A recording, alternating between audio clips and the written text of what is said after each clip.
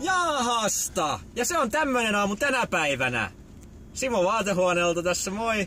Minulla on tänään asiaa, niin kuin Karpulla konsanaan, nimittäin punaista asiaa.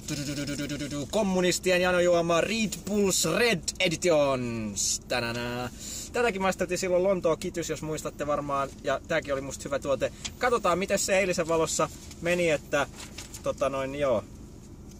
Knöts.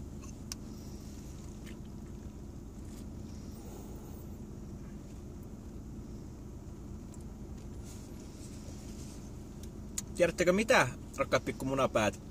Tänä päivänä tämä on parempi kuin Blue Editions.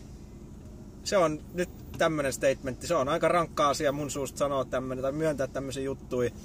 Mutta se on myönnettävä. Tässä tapauksessa siinä olisi se parannus tapahtunut sillä että muistatte, siinä oli sitä sveitsiläistä sarvijauhoa. Niin tässä on myös sitä vuohen osia käytetty, mutta tässä ei ole sarvijauhoa. Kun tässä on sen vuohen tämmöisistä niinku fermentoituneista köntsistä tehtyä jauhoa. Ja se on antanut tälle semmoista potkua, mitä ei ollut siinä aikaisemmassa niinku versiossa, siinä Lontoon versiossa.